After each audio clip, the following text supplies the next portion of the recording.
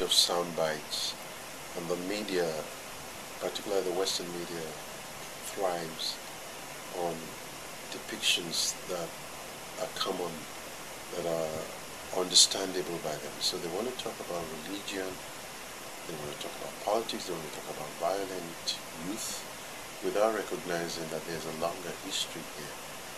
It's a history of disinheritance, it's a history of break in culture and language, and this is a crazy movement. It's a kind of movement that shouldn't be occurring in the 21st century.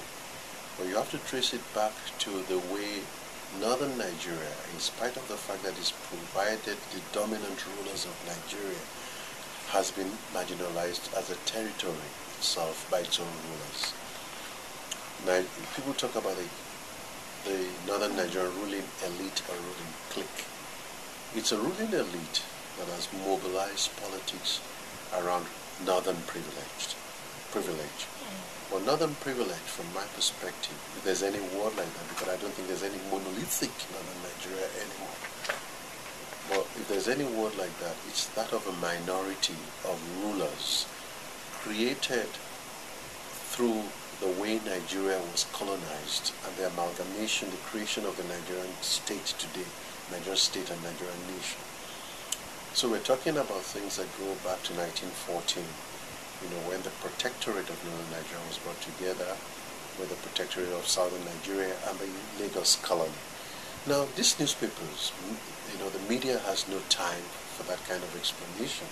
It has no time for the way, in terms of the creation of the Nigerian state, the North was structured to be the dominant partner.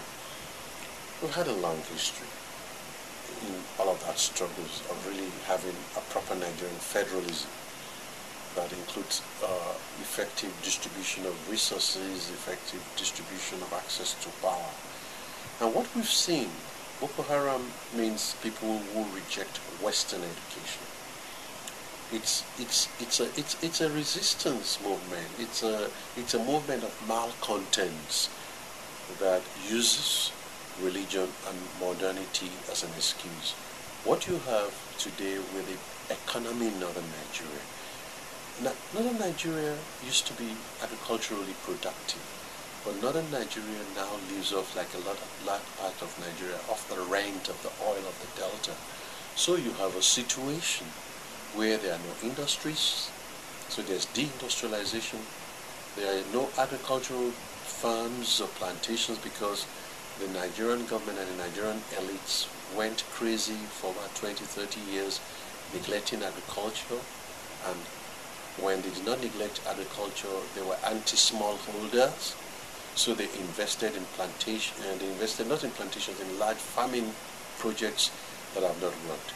So you have millions of disinherited, illiterate northern youth in the cities of Kano, Maiduguri, Bauchi, all of those cities, Sokoto.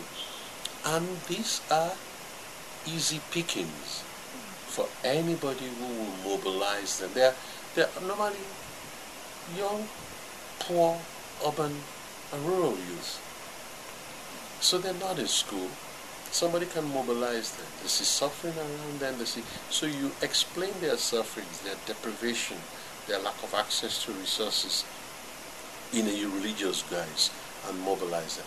Now, what happened in this particular case is very sad, because the way I read it was they were attacked in their enclave. So you have a bunch of brainwashed, mobilized, disinherited, poor, most probably hopeless young people, now mobilized by a slightly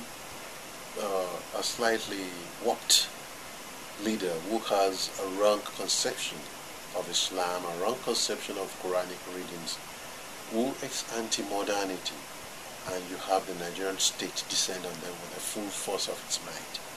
So you have lots of extrajudicial killings. We're not sure whether the force that was used matched or no, was at par with the resistance of the actions of the movement. And the one that I hate most is the way Nigeria has brutalized its own people, in which there's a kind of almost narcotization against the pain, against the visible display of the pain and death of others. So you have footages of killings, you have footages of destruction, and then you have the media pornography of displaying the bullet-ridden bodies of leaders of this group, just to show that they have really, really died. And that, I think, is something. So you have a state with an elite that does not care about its own people, either a sectional or national elite, an elite that has squandered the wealth of its own people, an elite that is wasting the lives of generations to come by not providing them with the resources, the infrastructure for them to have a good life, for them to have a claim to the future. And you have an elite that mobilizes the armed forces as instruments for quelling whatever they saw as resistance to their domination. So I think a lot of it was also theater for the world.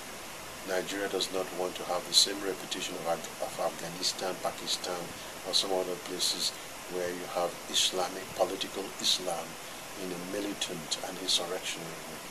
That's my reading of it. It's a sad sore. It's something that could have been prevented, and it's not come to an end. There was in the 1980s you have the Mitad Sini, which was also in the same axis, Borno, Kano, it's Madugri, Kano axis. Now you have a resurgence of this. If we're not careful, in another 5 to 10 years, something else will come that will still mobilize and go after this disinherited, uneducated young people who are in a situation of state of despair, in a state of hopelessness. And religion will always be used as an excuse, as an opium, but it is really not a religious issue. It is a social and economic issue.